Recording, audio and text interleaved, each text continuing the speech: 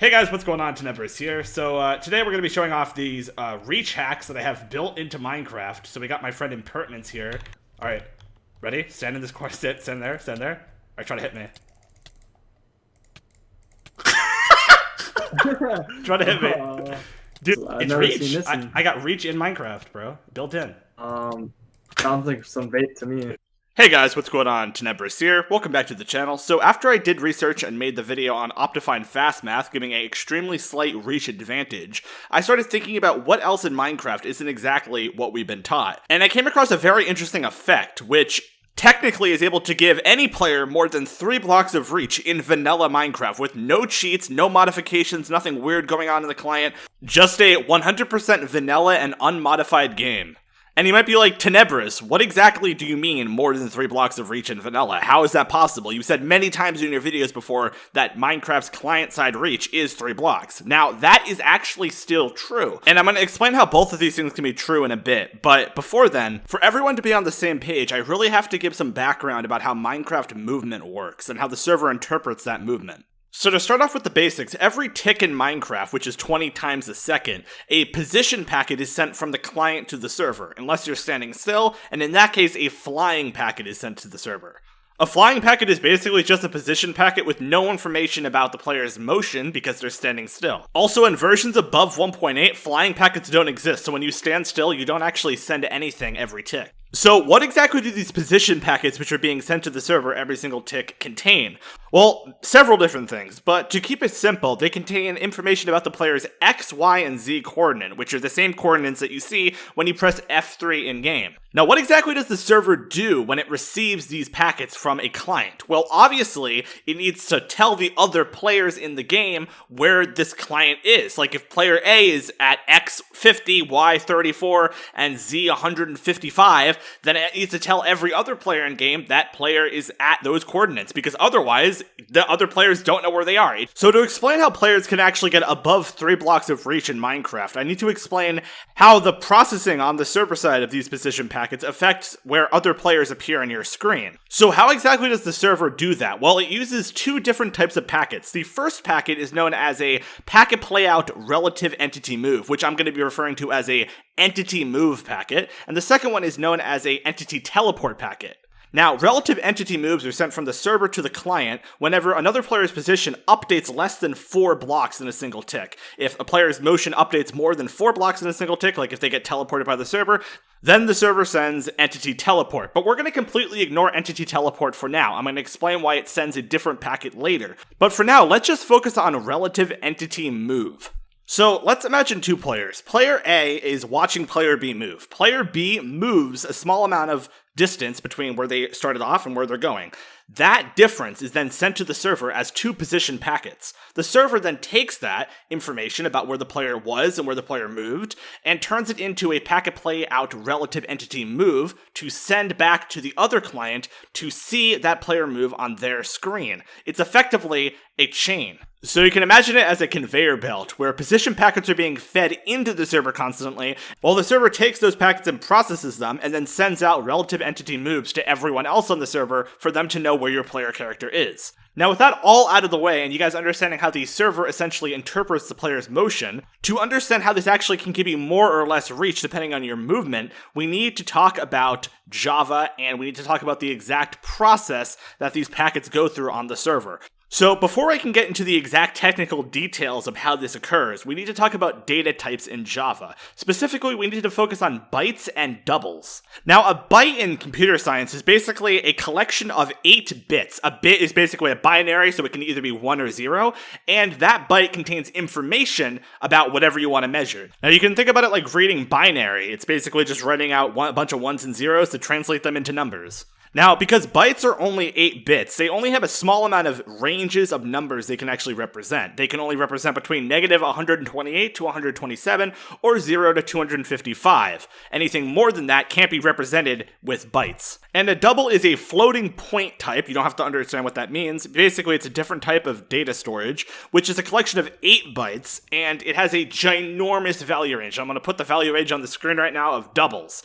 It's essentially absolutely massive. So, with that all explained, did you guys understanding the difference between the different ways Java stores information, we can now explain how position packets are interpreted by the server. So we'll start off. Position packets obviously contain information about a player's position. They have the X, Y, and Z coordinate. Those are stored as doubles or sent as doubles from the client to the server, meaning they have 15 decimal places of precision. So the server takes that information and calculates the difference between their previous and current position packets. Those are known as position deltas. So then the server takes this position delta, which is basically the difference, multiplies it by 32, and casts it to a byte form. Now you might be like, okay, why exactly does the server multiply it by 32 and make it a byte, and why doesn't it just, interpret it as a double? Well, it's to basically speed up the game. It makes the server hardware run a lot faster. Like if all the players that are connected to a Minecraft server are constantly sending these doubles to the server, which if you remember are 8 bytes, then it's going to be a lot more data for the server to process, and it's basically going to slow down the server processing time and pretty much, lag the game a little bit. So to get around that, the server casts these doubles 2 bytes by multiplying them by 32. The server then, because bytes are either their whole numbers from 0 to 255 or negative 128 to 127, it basically needs to round this data to the nearest whole number. So let's say your position delta is 3.3. Let's say for some reason you move 3.3 blocks in a single tick. You're using speed hacks or something. The Minecraft server will basically take that information, send it to the server, multiply the 3.3, which is a double, by 32, and then round that number down. So 3.3 times 32 is 105.6, that becomes 105. And now you guys can understand why anything above 128 or 4 blocks of motion in a single tick has to be sent with a different packet, which actually uses integers and not bytes, and that is the entity teleport packet I explained earlier. Anyway, now that the server has this information, it then relays it back to all the other clients in byte form with the relative entity move, which is then interpreted by the other clients by taking that data, let's say it's 105, and dividing it by 32 to figure out how far everyone else moved. But you might be like, wait a second, that doesn't really make any sense, because you just lost a little bit of precision, and you're right.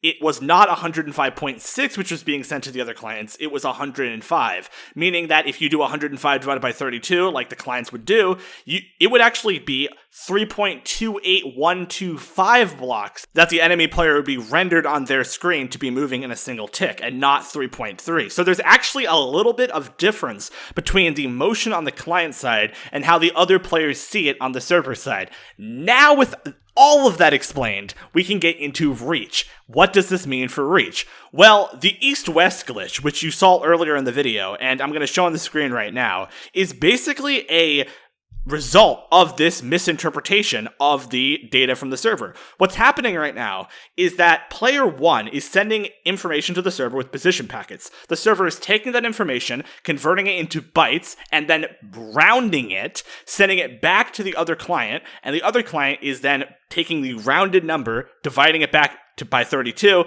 and getting a slightly different value. So you can think about this as basically server-side misplace in vanilla Minecraft. The way it works is that every other player on your screen is a little bit in front of or behind where they are on their screen and their actual coordinates. So let's imagine a scenario where a server basically spoofs another player's position to be 1 block ahead of where they actually are. Obviously, that would be server-side misplace, and it would actually allow the player in vanilla to get 4 blocks of reach. The same idea basically happens in vanilla without any server-side modifications anyway.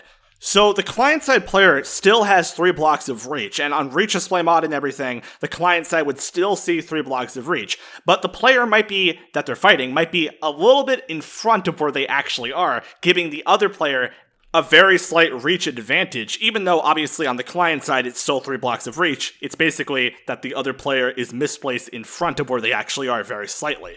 It can also happen the other way. In some circumstances, the other player can be misplaced farther away, giving you actually a little less reach. Now, if you take these 2 scenarios and basically work them out to their logical extent, what is the farthest, or what's the biggest difference between 2 players' positions that you can have? What is the most amount of reach you can essentially get in vanilla? It's actually 3.03125 blocks of reach is the maximum reach you're able to get in vanilla. Now, you can demonstrate this and actually show this really easily by doing something called the east-west glitch, where certain directions seem to be prioritized by the Minecraft client and give you more reach. However, I'm going to have to preface this by saying this direction thing really only shows up when you're standing still. Alright everyone, so we're here in game on Forge, so we have the extra precise reach display mod in the top left, and we also have a mod which will actually display my opponent's position, their absolute position on my screen, not the position that they send to the server, when I attack them. For example, this is the X, Y, and Z coordinate of impertinence when I attacked him right there. However, his X, Y, and Z on his client side will actually be a lot different, or slightly different, from the X, Y, and Z on my side. So what is your X, Y, and Z right now? If you just press F3, could you read it off to me? And now my X is negative 1002.698. My Y is 12, and my Z is 3.620. Okay, so his Z is 3.620. If I hit him, it's 3.6875. Where I see him on my screen is not entirely lined up with where he is on his client side. So when I say the Minecraft reach is 3 blocks, I mean on the client side, it's 3 blocks. However, the server does not entirely put the opponent's position exactly where they are. It actually changes it slightly. Now, to demonstrate the point, if we have this setup right here, it also works on east-west, but this is a north-south setup. If you see where impertinence is right now, his z-coordinate is 2.7. However, when I attack him, it will display that on my screen, his z-coordinate is 2.68, meaning he's actually 0.02 blocks closer to me on my screen than he is on his screen. And if you see right now, I'm getting basically a 3-block hit. Let me get right there. Okay, so 2.99. We'll just round that up to 3. We'll say that's a 3-block hit, plus the 0.02 that I get from the essentially server-side misplace, which allows me to get the hit on him. So standing here, I get 3.02 or up to 3.02 blocks of reach. If we switch positions, however, remember my z-coordinate over here is 0.7, I can't hit him at all because I actually get 2.98 blocks of reach and not 3.02. Basically, I get 2.98 blocks of reach in this direction, and I get 3.02 blocks of reach on this direction. Same with the east and west. If you just come over here, right here, I get 2.98 blocks of reach. If you want to just switch as well. Over here, I get 3.02 blocks of reach, meaning he literally cannot attack me no matter what he does. It's completely impossible. So it's not the case that when you're moving around, these particular directions are more prioritized. It actually has a lot to do with your position delta and where you're moving and the angle that you're strafing at and stuff. And this is the thing that I'm actually not entirely sure of. And you might be like, okay, Tenebris, you could just make a mod. You get someone to make a mod, which shows where the other player's position, is on their screen. And the thing is, it's completely impossible to do that. You need to get it from the server side because all the client has to work with is information about where they are on your screen and not where they actually are on their screen. But it could very well be the case that certain types of strafing or motion or like certain types of ways that you can, angle yourself versus the enemy player actually give you more or less reach. And I would love if someone could set up a server where you could actually see that because it's pretty easy to just check the packet and then check the difference. So that would be really awesome if someone could figure something out like that. But it could be the case that that is true. So the final thing I'm going to talk about right now is to do with anti-cheats, and it has to do with cheating in general. So first of all, a lot of people really misinterpret what this actually means to get more than 3 blocks of reach.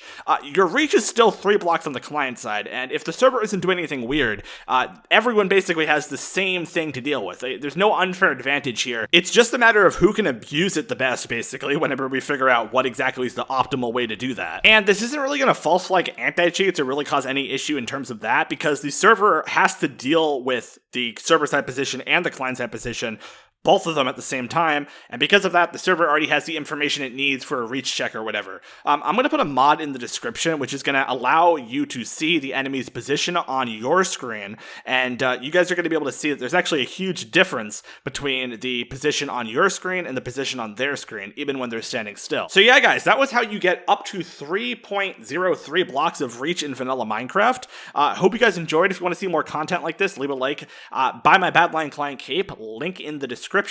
And I'll see you guys later. Peace out.